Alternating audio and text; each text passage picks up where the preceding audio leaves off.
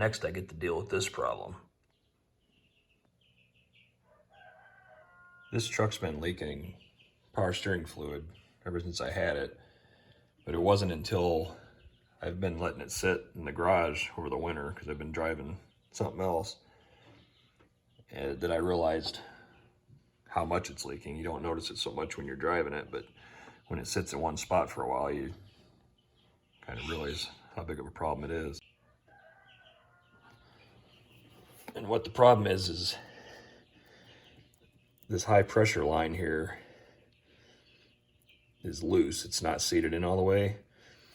And it appears that someone at one time had tried to tighten it up, and I don't know if they got it cross-threaded or there's a burr or something, but I can't get a wrench on these things and loosen that up for the life of me. So what I'm gonna have to do is try to unscrew this whole fitting here from the pump and then unscrew it from the gearbox and see if I can't get it off in a vise.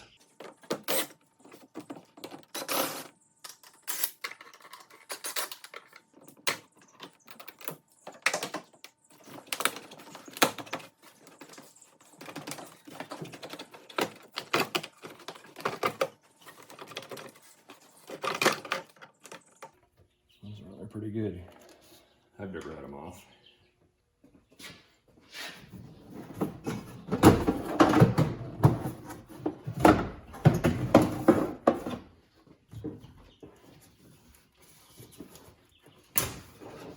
I'm gonna go ahead and pull my upper hose off as well because you don't necessarily need to take it off for this, but my thermostat neck is leaking, so I'll be working on that too at some point.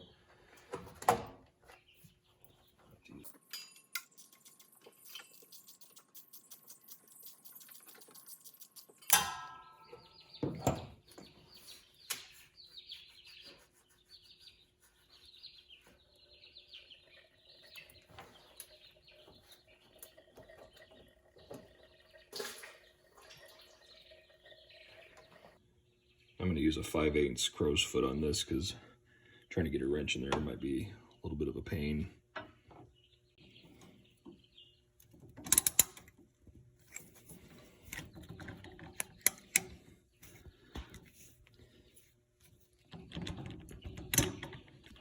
I got it off there.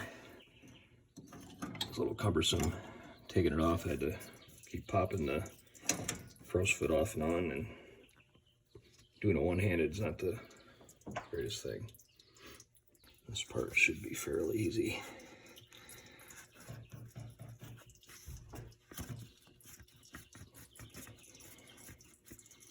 We got gush oil everywhere. Maybe. Ooh.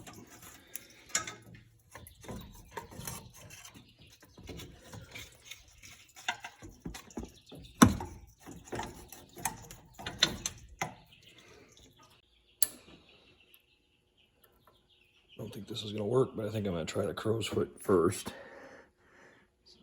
I don't think I have a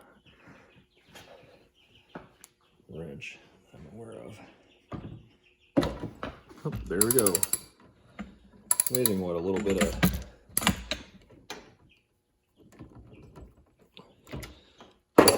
of holding power will do. I couldn't get that sucker to break loose for the life of me while it was on that pump. So get that off there.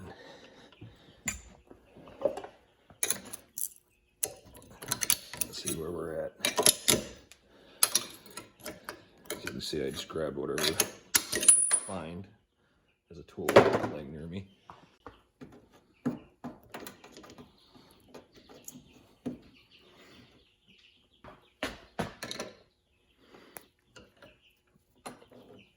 Wrong size, but it'll work.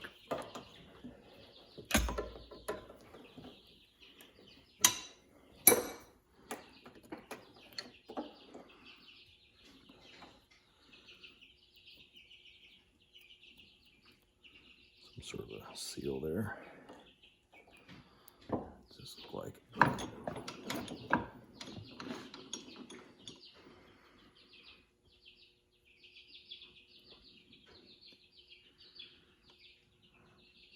Threads look fine in there.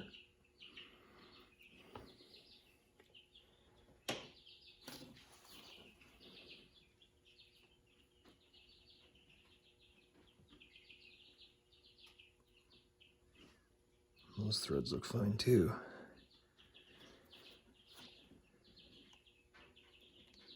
It's almost like it wasn't in tight enough, but I tried it when it was in there and there was no way I was getting that in there any tighter. That little gasket that was in there kind of, yeah, see, it's not pressing it in all the way. Try tightening it.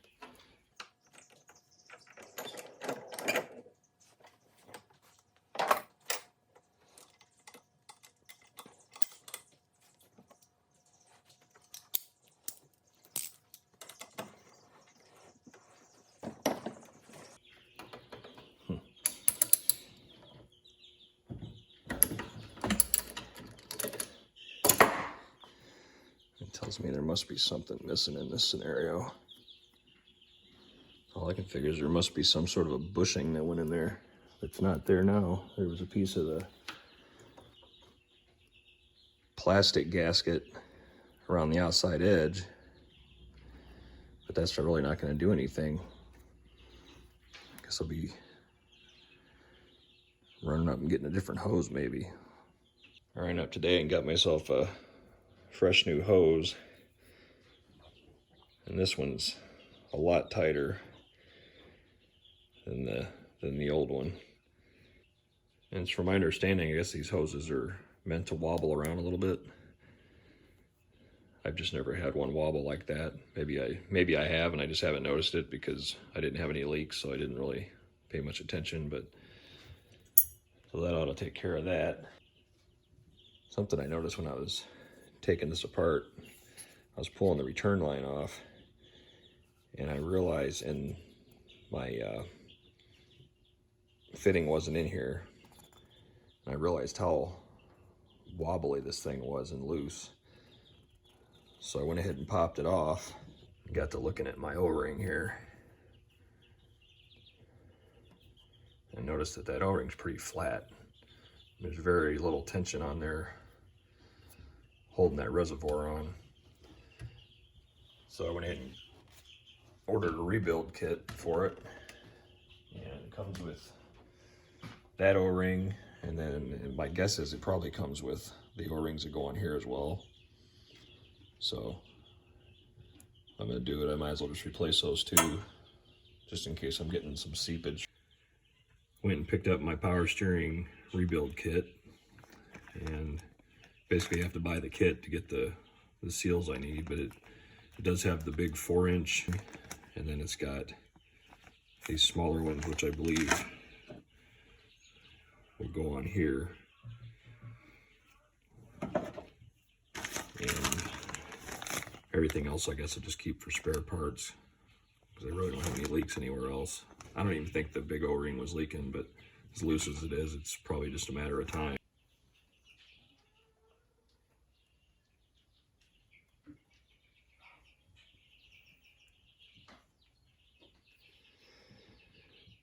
Just looking at these, you can see how this one's pretty much square, and then this one's pretty much round. So this one's been flattened out pretty good compared to that. That's the new one.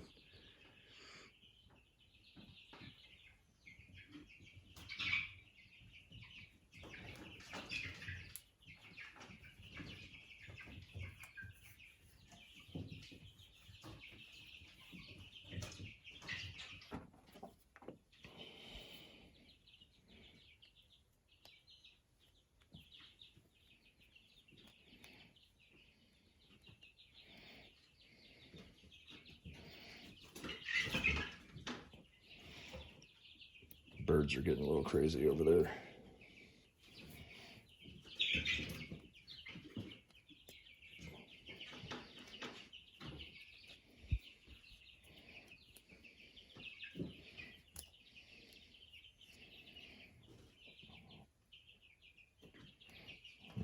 smushed as well.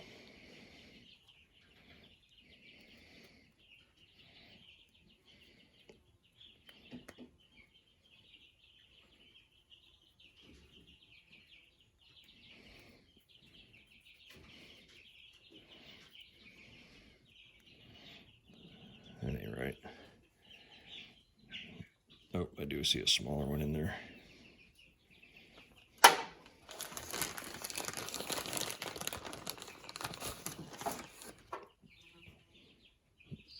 There we go.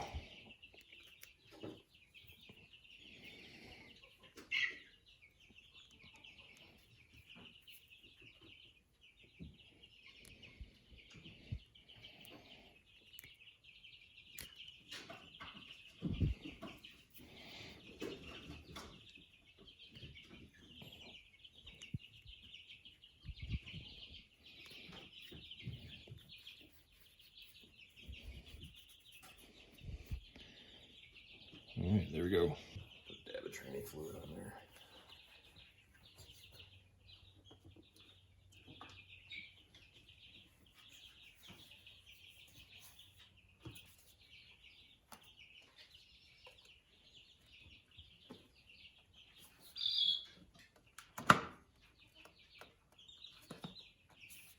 There, that's much better.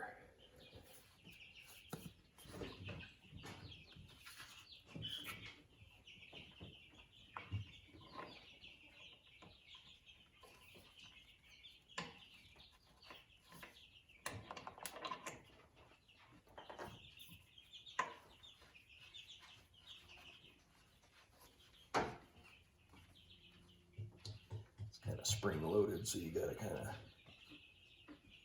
press that in there, turn at the same time.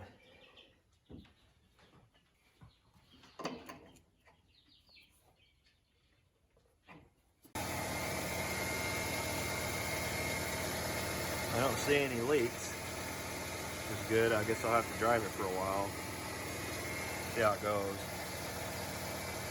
Still has the line, but I don't think you'll find one that doesn't have that anymore. All right, I'm glad to have that project finished. I have been needing to do that for a long time. I did get my thermostat leak fixed. Well, almost fixed. I needed to buy a new thermostat housing. Apparently it had a hairline crack in it. And plus, it was also pitted up pretty bad. And when I originally was just going to put a new gasket on, so I kind of cleaned this up and I put the gasket on and I was tightening it down, just wasn't even really wrenched on it that tight and just snapped the ear right off. So I just went and bought a new one. But silly me, I thought I'd have two good flat surfaces, so I didn't need to use any additional sealer on the gasket, but apparently it looks like I'm going to need to, because you can kind of see the bubbles coming out there, but that's no biggie. Now the next leak to deal with is the valve cover, so that's going to be probably one of my next projects. Something else I was planning on doing today, but I've decided to just wait and do it another day, is adding a power steering cooler. This one is a OEM light duty transmission cooler that came off of a F-150, and it's got the OEM mounting brackets and everything.